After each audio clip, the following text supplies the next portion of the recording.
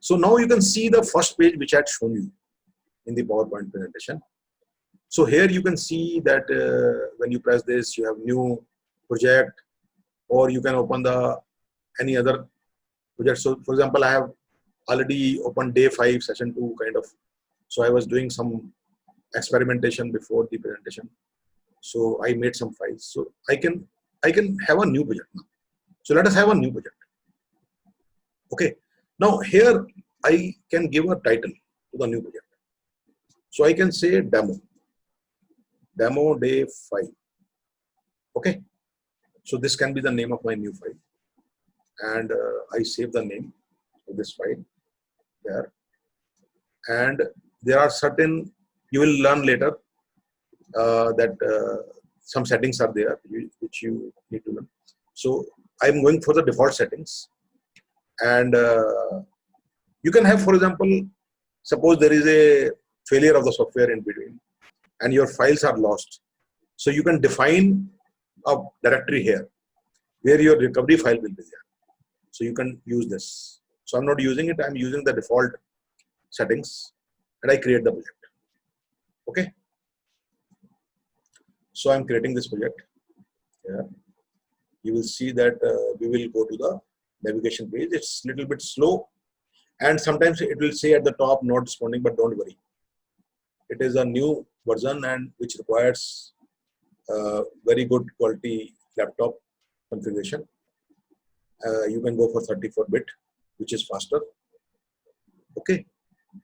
So now you have the so-called navigation page, as you can see here, the one which I had shown you. Okay. So before that, it will ask you that you want to understand this software. So I will say skip to, right? Okay. So here we don't have any files, as you can see here, and you have this import where I had shown you this Ncapture files. You can import in SurveyMonkey. You can have Excel sheet, text file, SurveyMonkey data. In classification, you can import SPSS or classification sheets. In bibliography, you can import Mendeley, EndNote, Zotero, reference work, right?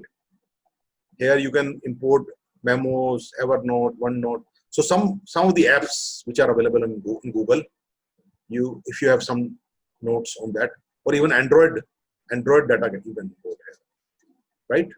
So you know this is an import, right? So what we will do, we'll use Ncapture, because today our example is Twitter data, right? So I had already defined this folder here, Vijesh, right? And there are two files. One was at 454, if you remember. That was the file which was 3000 tweets. So what I will do, I will only import this file, the one which I just captured using the Ncapture. So I will import this file.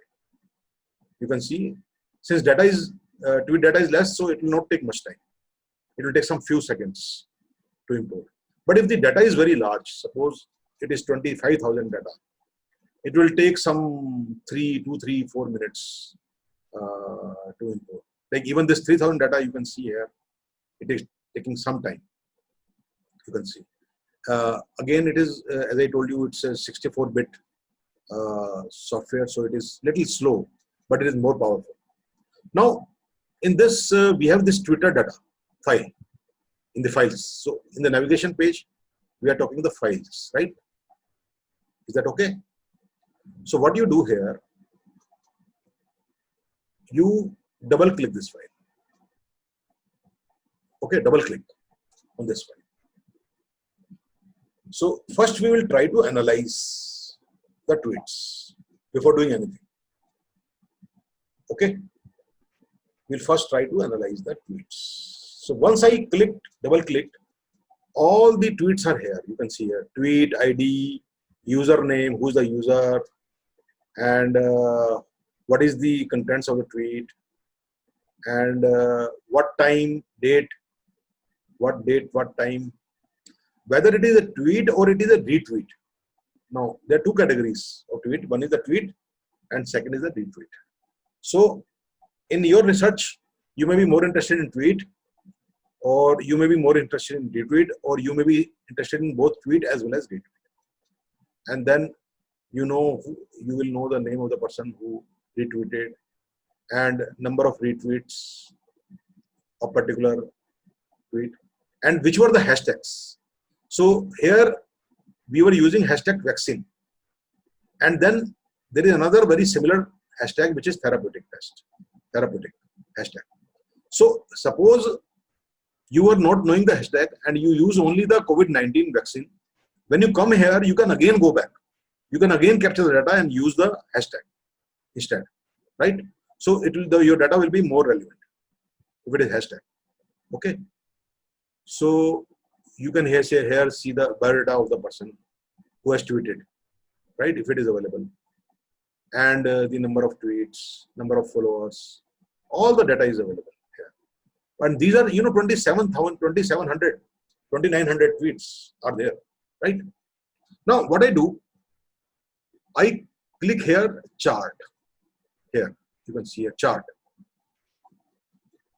So the moment I click here chart, it is taking some time because 3,000 tweets are there.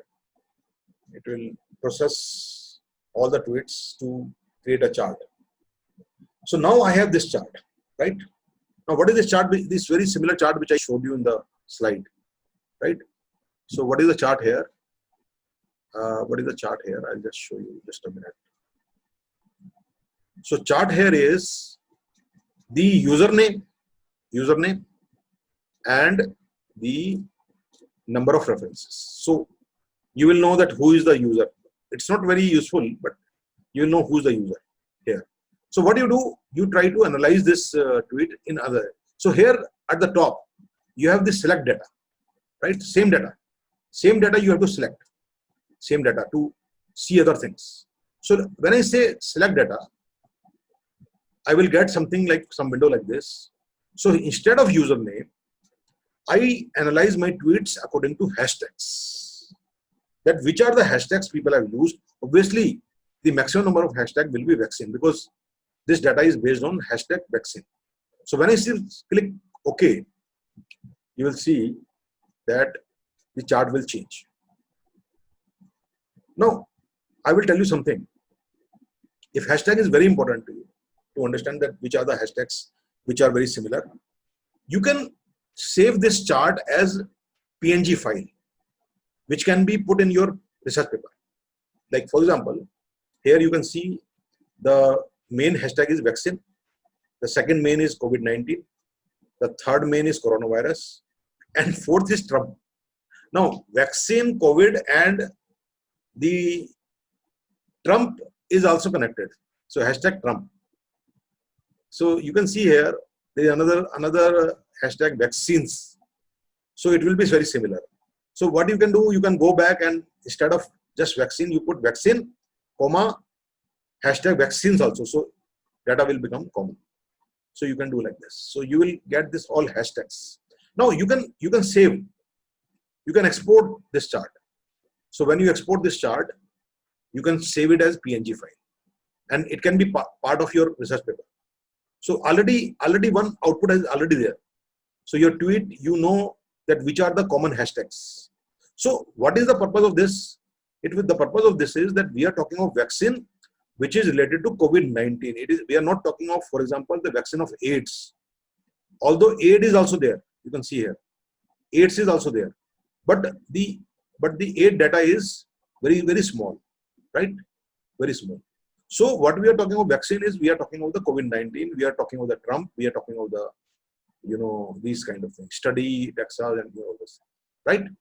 So this can give you authenticity of your tweets, that these tweets are related to COVID-19. Now, again, you go to select data. Instead of hashtag, you put locations and you say okay, right? So we have to go a little faster because we are taking too much of time. And so in location, you will see, let us see that which are the places where the maximum number of tweets are coming from. So maximum tweets are coming from Nova, USA, Chicago, Beijing, China. Now here, since it was English language and still the third place source of the tweet is Beijing. So that is very interesting. Normally you don't see, but vaccine word in English may be there in the Chinese language tweets also. That's why it is coming. But suppose you use some other word which is not very common in China, so then you will not find that the tweets coming from China generally. And you will be surprised to see that we have the 5th number of India, the tweets coming from India. Okay, so it's like this. So this also you can export. You can export like PNG, and this can be your. But here there is one very interesting thing which you can do here in this. If you click the map on the location map, so you can see the whole world here, that where the tweets are coming. Now even this you can export. Even this map you can export, and it can be part of your research paper. By you are trying to say that my tweets are coming from all over India, all over the world, right? So this is another very important part. Now I can enlarge this. For example, I want to see what is the role of India, for example. So what I see here in India, that the total number of tweets in India are 69. Total number of tweets, out of which maximum came from Mumbai, and the same came Mumbai and Bangalore. We have got 5 tweets each, and if you go to Delhi, we have only 2 tweets. So people are talking more about vaccine from Mumbai and Bangalore, and very few one from Calcutta, one from Ranchi, right? 2 from Ahmedabad. So you can see that the people are more concerned about vaccine in these places, looks like. So you can write, if you have the 25,000 data, you will get more detailed information of India, that how people are behaving in India, how they are, what is their opinion about vaccine in this, right? So we go back to the chart again. So you can see there that we are back to the location, right? Now let's go back to our the username data. Let us go back. Okay, so you can also do something called Twitter sociogram, which I'm not sure whether we can do because we don't have enough data. Let me see. So this is also very useful, and it is normally used in research papers. So if I press Twitter sociogram, let us see whether we can get something. I think we are getting something in sociogram. Let me see. I'm not sure. Okay, I don't think we are getting anything because data is not enough. Okay, so we are not getting anything in sociogram. But if your data is enough, you can have a sociogram also, and you can remove retweets, all those things, and you can further refine this sociogram. And this also can be your output, research output, which you can put in the research paper. So I will go to many other things. It looks like that some kind of sociogram is coming, and you can study about sociogram, what inference you can get out of the Twitter sociogram. So that you can do. So I will not take up that because it will take too much of time about that. So let's go back to the file. Okay. Now we are again going back to the file, and we want to understand the word frequency, which is very important. So what we do, we go to explore to find out the. So first let's go to file. Okay, what is happening is that this sociogram data actually has come, I think. So that's why I'm not able to go to the next step, because it is showing the sociogram, and the although it is showing, yes, it is showing. Okay, so it was possible to see the sociogram. So you will get some idea about the sociogram. Let me see. whether we do get the sociogram. Because in any case, we cannot go to the next step before this sociogram thing is over. So let's let it come, this sociogram, and we'll see what it is there in these tweets.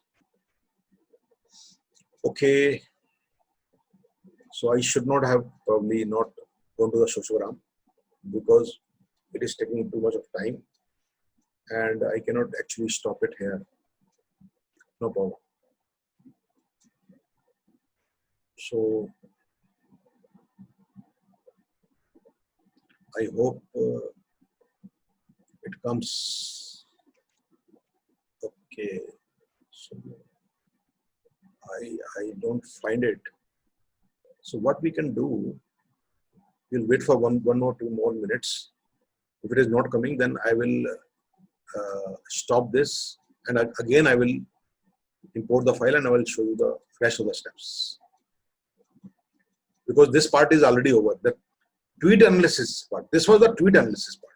What I showed you was the tweet analysis. In tweet analysis, you have the location analysis, you have the hashtag analysis, you have the sociogram. So these sociograms tells you that which are the main tweets, which are the retweets, are there mostly retweets, those kind of things it shows you. So this is all nothing but just the analysis of the tweets. So I think it is taking too much of time. So what I will do, I will stop this here. I will again come back in the software. Okay. So let me see if I can stop it, and we'll again open this, refresh it and open it, because there was no way. Okay, so I'm closing the program for the time being.